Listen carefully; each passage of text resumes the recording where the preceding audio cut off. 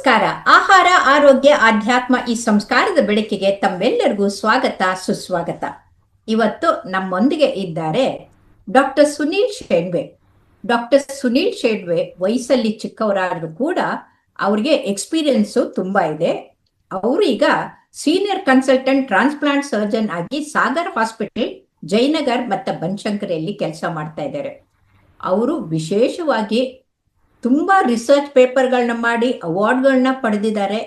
ಮೇಲಾಗಿ ಅವರ ಪ್ರಮುಖವಾದಂಥ ರಿಸರ್ಚ್ ಪೇಪರ್ ಅಂದ್ರೆ ಇತ್ತೀಚೆಗೆ ಮೋದಿಯವರು ಪ್ರಾರಂಭ ಮಾಡಿರುವಂತಹ ವ್ಯಾಕ್ಸಿನ್ ಏನಿದೆಯಲ್ಲ, that is human papilloma virus ಬಗ್ಗೆ.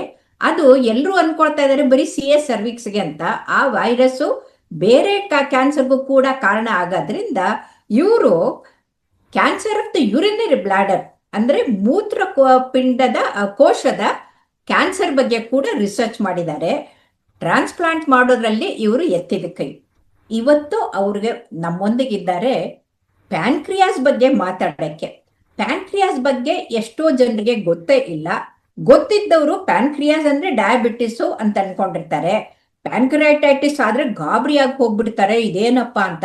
ಅದರಲ್ಲೂ ಪ್ಯಾನ್ಕ್ರಿಯಾ ಕ್ಯಾನ್ಸರ್ ಆಗಿ ಹೋಗ್ಬಿಟ್ರಂತೂ ಇನ್ನು ಆಕಾಶ ಕಡಿಸ್ಬಿದ್ದ ಹಾಗೆ ಆಗಿ ಹೋಗ್ಬಿಡುತ್ತೆ. ಹಾಗಾಗಿ ಅವರಿವತ್ತು ನಮಗೆ ಈ ಪ್ಯಾನ್ಕ್ರಿಯಾಸ್ ಕ್ಯಾನ್ಸರ್ ಬಗ್ಗೆ ತಿಳಿಸ್ಕೊಡಕ್ ಬಂದಿದ್ದಾರೆ. ಅವರನ್ನ ಸ್ವಾಗತ ಮಾಡ್ಕೊಳ್ಳೋಣ. ನಮಸ್ಕಾರ ಸುನೀಲ್ ಅವರೇ. ನಮಸ್ಕಾರ ಮೇಡಮ್. ಈಗ ಈ ಪ್ಯಾನ್ಕ್ರಿಯಾಟಿಕ್ ಕ್ಯಾನ್ಸರ್ ಯಾಕೆ ಬರುತ್ತೆ, ಪ್ಯಾನ್ಕ್ರಿಯಾಟಿಕ್ ಕ್ಯಾನ್ಸರ್ ಅಂದ್ರೆ ಏನು, ಅಲ್ಲಿ ಏನಾಗತ್ತೆ, ಯಾವಾಗ ಬರುತ್ತೆ, ಯಾಕೆ ಬರುತ್ತೆ, ಯಾರಿಗೆ ಬರುತ್ತೆ ಅಂತ ದಯವಿಟ್ಟು ತಿಳಿಸ್ಕೊಡಿ. ಪ್ಯಾಂಕ್ರಿಯಾಸ್ ಕನ್ನಡದಲ್ಲಿ ಮ್ಯಾಮ್ ನಾವು ಮಧ್ಯೋಜ್ಜರಕಾಂಗ ಅಂತ ಹೇಳ್ತೀವಿ. ಮತ್ತು ಮಧ್ಯೋಜ್ಜರಕಾಂಗ ನಮ್ಮ ಹೊಟ್ಟೆಯಲ್ಲಿ ಹಿಂಭಾಗದಲ್ಲಿ ಇದೆ, ಹಿಂದಿನ ಭಾಗದಲ್ಲಿ. ಸೊ ಪ್ಯಾಂಕ್ರಿಯಾಸ್ ಮುಖ್ಯ ಕೆಲಸ ಏನಂದ್ರೆ ಅದು ಇನ್ಸುಲಿನ್ ಅನ್ನ ಸಿಕ್ರೀಟ್ ಮಾಡುತ್ತೆ. ಇನ್ಸುಲಿನ್ ಕಮ್ಮಿ ಇದ್ರೆ ನಮ್ಗೆ ಡಯಾಬಿಟಿಸ್ ಆಗುತ್ತೆ. ಸೊ ಅದಲ್ಲದೆ ಪ್ಯಾಂಕ್ರಿಯಾಸ್ ಮಧ್ಯೋಜ್ಜರಕಾಂಗ ತುಂಬಾ ತರ ಜ್ಯೂಸ್ ಗಳನ್ನ ಸಿಕ್ರೀಟ್ ಮಾಡುತ್ತೆ. ಅದರಿಂದ ನಾವು ಊಟ ಮಾಡಿದ್ದು ಪಚನ ಆಗುತ್ತೆ. So out of all the cancers ನಮ್ಮ ಹೊಟ್ಟೆಯಲ್ಲಿ ಯಾವ ಕ್ಯಾನ್ಸರ್ ಆಗಬಹುದು, ಅದರಲ್ಲಿ ಪ್ಯಾಂಕ್ರಿಯಾಸ್ ಕ್ಯಾನ್ಸರ್ ಒಂದು ಕ್ಯಾನ್ಸರು. ಅದನ್ನ ಸೈಲೆಂಟ್ ಕಿಲ್ಲರ್ ಅಂತ ಹೇಳ್ತಾರೆ. ಯಾಕಂದ್ರೆ ಹೊಟ್ಟೆಯ ಮಧ್ಯಭಾಗದಲ್ಲಿ ಹಿಂದ್ಗಡೆ ಇರೋದ್ರಿಂದ ಅದರಲ್ಲಿ ಕ್ಯಾನ್ಸರ್ ಆದ್ರೆ ಬೇಗ ಕಂಡು ಬರಲ್ಲ. ಪೇಷಂಟ್ಗಳಿಗೆ ಗೊತ್ತಾಗುವವರೆಗೆ ತುಂಬಾ ಲೇಟ್ ಆಗಿರುತ್ತೆ. ಆದ್ರಿಂದ ನಾವು ಸರಿಯಾದ ಟ್ರೀಟ್ಮೆಂಟ್ ಕೊಡ್ಲಿಕ್ಕೆ ಆಗಲ್ಲ, ತುಂಬಾ ಲೇಟ್ ಸ್ಟೇಜ್ ಅಲ್ಲಿ ಬರ್ತಾರೆ. ಆದ ಕಾರಣದಿಂದ ಪ್ಯಾಂಕ್ರಿಯಾಸ್ ಕ್ಯಾನ್ಸರ್ ಅನ್ನ ರೈಟ್ ಟೈಮ್ ಅಲ್ಲಿ ಕಂಡು ಹಿಡಿಯೋದು ತುಂಬಾ ಇಂಪಾರ್ಟೆಂಟ್. ಕ್ಯಾನ್ಸರ್ ಆಗ್ಲಿಕ್ಕೆ, ಪ್ಯಾಂಕ್ರಿಯಾಟಿಕ್ ಕ್ಯಾನ್ಸರ್ ಆಗ್ಲಿಕ್ಕೆ ಕಾರಣ ಏನು ಅಂದ್ರೆ ತುಂಬಾ ರಿಸ್ಕ್ ಫ್ಯಾಕ್ಟರ್ ಇದೆ. ಫಸ್ಟ್ ಅಂದ್ರೆ ಏಜ್. ವಯಸ್ಸು 50ಕ್ಕಿಂತ ಹೆಚ್ಚಾದ್ರೆ ನಿಮ್ಗೆ ಪ್ಯಾಂಕ್ರಿಯಾಟ್ ಕ್ಯಾನ್ಸರ್ ಆಗೋ ಚಾನ್ಸ್ ಇರುತ್ತೆ. ಯಂಗ್ ಜನರಲ್ಲಿ ಪ್ಯಾಂಕ್ರಿಯಾಟ್ ಕ್ಯಾನ್ಸರ್ ಕಂಡು ಬರುವುದು ಕಮ್ಮಿ. ಅದಾದ ನಂತರ ಸ್ಮೋಕಿಂಗ್, ಸಿಗರೇಟ್ ಸ್ಮೋಕಿಂಗ್, ಧೂಮ್ರಪಾನ ಮಾಡೋದು ವೆರಿ ಇಂಪಾರ್ಟೆಂಟ್ ರಿಸ್ಕ್ ಫ್ಯಾಕ್ಟರ್. ನೋಡಿ, ಬಹಳ ಮುಖ್ಯವಾದಂತ ಪಾಯಿಂಟ್ ಹೇಳಿದಿರಿ. ಎಲ್ರು ಏನ್ ಅನ್ಕೊಳ್ತಾರೆ, ಸ್ಮೋಕಿಂಗ್ ಅಂದ್ರೆ ಲಂಗ್ ಕ್ಯಾನ್ಸರ್ ಅಂತ. ಸ್ಮೋಕಿಂಗ್ ನಿಂದ ಪ್ಯಾನ್ಕ್ರಿಯಾಟಿಕ್ ಕ್ಯಾನ್ಸರ್ ಬರುತ್ತೆ ಅನ್ನೋದು ಜನ ಅರ್ಥ ಮಾಡ್ಕೊಂಡಿಲ್ಲ. ಹಾಗಾಗಿ ಇವತ್ತಿನ ಯುವಕರು ಸ್ಮೋಕಿಂಗ್ ಹೋಗ್ತಾ ಇದಾರಲ್ಲ, ಅವರು ಯುವತಿಯರು ಕೂಡ ಸ್ಮೋಕ್ ಮಾಡ್ತಾ ಇದ್ದಾರೆ. ಅದನ್ನ ಅವರು ಅರ್ಥ ಮಾಡ್ಕೊಳ್ಬೇಕು. ಒಳ್ಳೇದ ಹೇಳಿದ್ರು.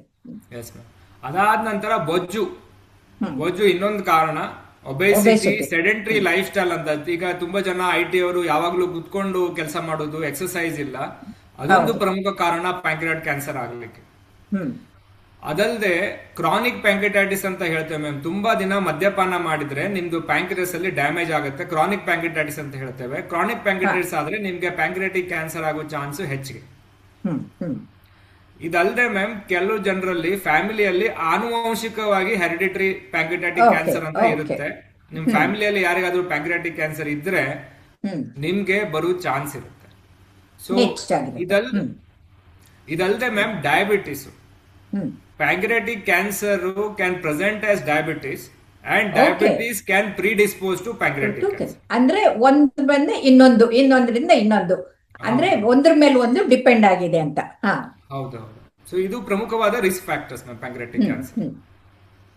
ಓಕೆ, ಈಗ ನೀವು ಯಾಕೆ ಬರುತ್ತೆ ಅಂತ ಹೇಳಿದ್ರೆ ಇದರ ಗುಣಲಕ್ಷಣಗಳು ಏನು ಅಂತ ನೀವು ಕಂಡುಹಿಡಿಯೋದು ತಡ ಆಗತ್ತೆ ಅಂತ ಹೇಳಿದ್ರೆ, ಆದ್ರೂ ಏನಾದ್ರೂ ಒಂದು ಗುಣಲಕ್ಷಣಗಳು ಇರ್ಬೇಕಲ್ಲ.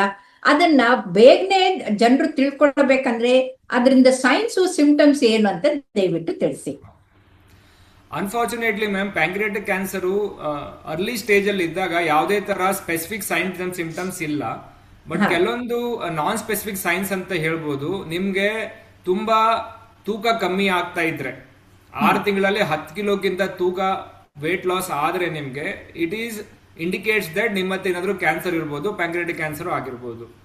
ನಿಮ್ಗೆ ಹೊಟ್ಟೆ ಹಸುವಾಗ್ತಾ ಇಲ್ಲ ಕಂಟಿನ್ಯೂಸ್ ಆಗಿ, that is also early sign and symptom of pancreatic cancer. ಹೊಟ್ಟೆ ನೋವು, ಹೊಟ್ಟೆ ನೋವು ಅಥವಾ ಬೆನ್ನು ನೋವು, it can tell you that may be it is pancreatic cancer. ಅದಲ್ಲದೆ ಮ್ಯಾಮ್ ಸಡನ್ಲಿ 55 ವರ್ಷಕ್ಕೆ ನಿಮ್ಗೆ ಸಡನ್ಲಿ ಡಯಾಬಿಟಿಸ್ ಬಂದ್ಬಿಡ್ಬೋದು. ಇಮಿಡಿಯೇಟ್ಲಿ ನಿಮ್ಗೆ ಡಯಾಬಿಟಿಸ್ ಇರಲ್ಲ, ಬಟ್ 55ನೇ ವರ್ಷಕ್ಕೆ ನಿಮ್ಗೆ ಡಯಾಬಿಟಿಸ್ ಕಂಡು ಬರುತ್ತೆ.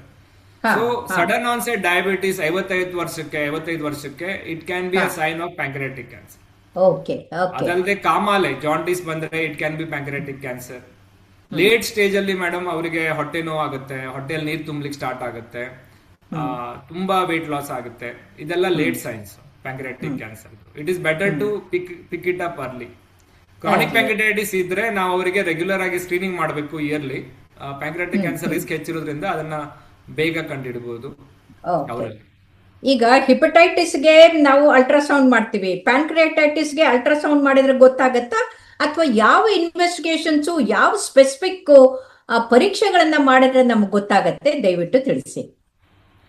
ಅಲ್ಟ್ರಾಸೌಂಡ್ ಮಾಡಿದ್ರೆ ಮ್ಯಾಮ್ ಡೈರೆಕ್ಟ್ ಆಗಿ ಜನರಲಿ ಪ್ಯಾಂಕ್ರಿಯಾಸ್ ಕಾಣಲ್ಲ, ಯಾಕಂದ್ರೆ ಪ್ಯಾಂಕ್ರಿಯಾಸ್ ಹೊಟ್ಟೆಯಲ್ಲಿ ತುಂಬಾ ಹಿಂದ್ಗಡೆ ಭಾಗ ಇರೋದ್ರಿಂದ ಜನರಲಿ ಕಾಣಲ್ಲ. ಸಿಟಿ ಸ್ಕ್ಯಾನ್ ಮಾಡಿದ್ರೆ ನಿಮ್ಗೆ ಪ್ಯಾಂಕ್ರಿಯಾಟಿಕ್ ಕ್ಯಾನ್ಸರ್ ಇದ್ರೆ ಬೇಗ ಗೊತ್ತಾಗುತ್ತೆ. ಬಟ್ ತುಂಬಾ ದೊಡ್ಡ ಟ್ಯೂಮರ್ ಇದ್ರೆ ಅಲ್ಟ್ರಾಸೌಂಡ್ ಅಲ್ಲೂ ಗೊತ್ತಾಗ್ಬೋದು. But CT scan is a good modality. But ನೀವು ನಿಮ್ ಡಾಕ್ಟರ್ ಹತ್ರ ಹೋದಾಗ ಯಾವುದೇ ತರ non specific symptom, early symptom ಇದ್ದಾಗ ಅವರು ನೋಡಿ ಇವ್ಯಾಲ್ಯೂಯೇಟ್ ಮಾಡಿ ಅಲ್ಟ್ರಾಸೌಂಡ್ ಬೇಕಾ ಸಿಟಿ ಸ್ಕ್ಯಾನ್ ಬೇಕಾ ಅದ್ರ ಬಗ್ಗೆ ಡಿಸೈಡ್ ಮಾಡಿ they will advise you the right test. ಈಗ ನಾವು ಡಯಾಗ್ನೋಸಿಸ್ ಆಯ್ತು, ಅದಕ್ಕೆ ಚಿಕಿತ್ಸೆ ಏನು, ಟ್ರೀಟ್ಮೆಂಟ್ ಏನು? ಯಾಕಂತಂದ್ರೆ ಕ್ಯಾನ್ಸರ್ ಅಂತಂದ್ರೆ ಕೊನೆಗೆ ಇನ್ನು ಮುಗೀತು, ಜೀವ ಉಳಿಯೋದಿಲ್ಲ ಅನ್ನೋ ಭಾವನೆ ಜನರಲ್ಲಿದೆ. ಆದ್ರೆ ಈ ಪ್ಯಾಂಕ್ರಿಯಾಸ್ಗೆ ಏನ್ ಟ್ರೀಟ್ಮೆಂಟ್ ಇದೆ ಹೇಳಿ. ಸೊ ಪ್ಯಾಂಕ್ರಿಯಾಸ್ ಒಂದ್ ವೇಳೆ ಅರ್ಲಿ ಸ್ಟೇಜ್ ಅಲ್ಲಿ ಡಿಟೆಕ್ಟ್ ಆದ್ರೆ ma'am it is we can do a curative surgery. ಯಾವುದೇ ತರ ಕ್ಯಾನ್ಸರ್ ಅಲ್ಲಿ, ಸಾಲಿಡ್ ಆರ್ಗನ್ ಕ್ಯಾನ್ಸರ್ ಅಂತ ಹೇಳ್ತೇವೆ, ಸರ್ಜರಿ ಮಾಡಿ ಆ ಗಂಟನ್ನ ತೆಗೆದ್ರೆ that is curative most of the times. So ತೆಗಿಲಿಕ್ಕಾದ್ರೆ ನಾವು ಕ್ಯಾನ್ಸರ್ ಅನ್ನ, ಮೆದುಜೀರಕಾಂಗದ ಕ್ಯಾನ್ಸರ್ ಅನ್ನ ತೆಗಿಬೇಕು. ಅದಕ್ಕೆ ಜನರಲಿ ಮಾಡುವ ಸರ್ಜರಿ. ಪ್ಯಾಂಕ್ರಿಯಾಟಿಕ್ ಕ್ಯಾನ್ಸರ್, ಪ್ಯಾಂಕ್ರಿಯಾಸ್ಗೆ ಬೇರೆ ಬೇರೆ ಭಾಗ ಇದೆ. ಹೆಡ್ ಅಂತ ಹೇಳ್ತೀವಿ, ಬಾಡಿ ಅಂತ ಹೇಳ್ತೇವೆ, ಪ್ಯಾಂಕ್ರಿಯಾಸ್ ಟೇಲ್ ಅಂತ ಹೇಳ್ತೇವೆ. ಬಾಡಿ ಅಥವಾ ಟೇಲ್ ಅಲ್ಲಾದ್ರೆ ನಾವು ಡಿಸ್ಟಲ್ ಪ್ಯಾಂಕ್ರಿಯಾಟೆಕ್ಟಮಿ ಮಾಡ್ತೇವೆ. ಹೆಡ್ ಅಲ್ಲಾದ್ರೆ ವಿಪಸ್ ಹೌದು, ಹೆಡ್ ಅಲ್ಲಾದ್ರೆ ಇದು. ಒಂದ್ ವೇಳೆ ಇದು ಸಾಧ್ಯ ಆಗುದಿಲ್ಲ ಅಂದ್ರೆ ಪೇಷಂಟ್ಗೆ ನಾವು ಕೀಮೋಥೆರಪಿ, ರೇಡಿಯೋಥೆರಪಿ ಕೊಡ್ತೇವೆ. ಆಪರೇಷನ್ ಆದ ನಂತರನು ಪೇಷಂಟ್ಗೆ ಕೀಮೋಥೆರಪಿ, ರೇಡಿಯೋಥೆರಪಿ ಕೊಡ್ಬೇಕಾಗಿ ಬರ್ಬೋದು.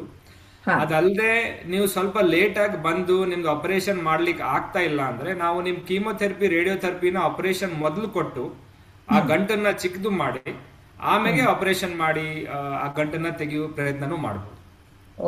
ಓಕೆ. ಸೊ ಹಾಗಾದ್ರೆ ಚಿಕ್ಕದು ಗಂಟಿದ್ರೆ ಅದನ್ನ ತೆಗಿತೀರಿ, ಅದು ಟೇಲಲ್ಲಿದ್ರೆ ಅದನ್ನ ಪೂರ್ತಿ ಕತ್ತರಿಸ್ಬಿಟ್ಟು ಇದ್ ಮಾಡ್ತೀರಿ. ಈಗ ಕತ್ತರಿಸಿದ್ಮೇಲೆ ಅದ್ರ ಫಂಕ್ಷನ್ಗೆ ಏನ್ ಮಾಡ್ತೀರಿ? ಮುಂದೆ ಏನಾದ್ರೂ ಟ್ರಾನ್ಸ್ಪ್ಲಾಂಟ್ ಮಾಡ್ಬೇಕಾಗತ್ತಾ? ಟ್ರಾನ್ಸ್ಪ್ಲಾಂಟ್ ಪಾಸಿಬಿಲಿಟಿ ಇದೆನಾ ಅಥವಾ ಇಲ್ವಾ ಅಂತ? ತುಂಬಾ ಉತ್ತರವಾದ ಪ್ರಶ್ನೆ ಮ್ಯಾಮ್. ಆಕ್ಚುಲಿ ನಾವು ಹೆಡ್ ಭಾಗವನ್ನ ವಿಪಸ್ ಪ್ರೊಸೀಜರ್ ಅಂತ ಮಾಡ್ತೀವಿ. ಸೊ ಜನರಲಿ ಮ್ಯಾಮ್ ಯಾವುದೇ ತರ ಪ್ರಾಬ್ಲಮ್ ಆಗಲ್ಲ ಪೇಷಂಟ್ಗೆ. ಟೇಲ್ ಭಾಗ ತೆಗೆದ್ರೆ ಡಯಾಬಿಟಿಸ್ ಆಗ್ಬೋದು, ಬಟ್ ಅಷ್ಟು ಕಾಮನ್ ಇಲ್ಲ. ಬಟ್ ಅರೌಂಡ್ 20-30% ಪೇಷಂಟ್ಗೆ ಡಯಾಬಿಟಿಸ್ ಆಗ್ಬೋದು. ಇದನ್ ಬಿಟ್ಟು ಅಷ್ಟು ಏನು ಸೈಡ್ ಎಫೆಕ್ಟ್ ಆಗಲ್ಲ ಮ್ಯಾಮ್ ಪೇಷಂಟ್. ಎಲ್ಲರಲ್ಲಿ ಡಯಾಬಿಟಿಸ್ ಆಗಲ್ಲ, ತುಂಬಾ ಕಮ್ಮಿ ಜನರಲ್ಲಿ ಆಗುತ್ತೆ. ಅದನ್ನ ಮ್ಯಾನೇಜ್ ಮಾಡಬಹುದು.